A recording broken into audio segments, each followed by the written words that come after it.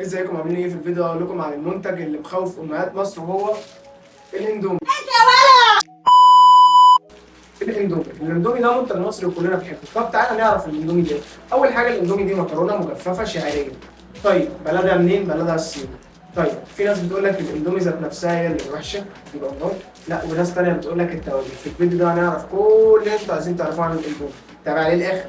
اول حاجه الاندومي مش مضر خالص ومش مفيد خالص.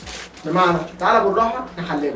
اول حاجه الاندومي اتعملت عليه دراسات وابحاث ما فيهوش اي فوائد غذائيه، ده بالنسبه للفوائد الغذائيه. تاني حاجه كله نشويات، كله سكر، في 4 جرام سكر وده عدد مش قليل خالص للناس اللي بتلعب جيم وبتنشف او بتضخم. المهم اللي هو وحش بتوع كمال الاجسام. كتره بيعلي لك نسبه الكوليسترول، في سعرات حراريه، دهون مشبعه، كل ده احنا مش عايزينه. طب والتوابل؟ التوابل هو عباره عن اعشاب مطحونه، دي كلها اعشاب مطحونه. ده طبعا كلام الشركه. طب انا باخد بكلام الشركه؟ لا طبعا انا باخد بالابحاث المعموله على الاكلات والناس اللي جربوها.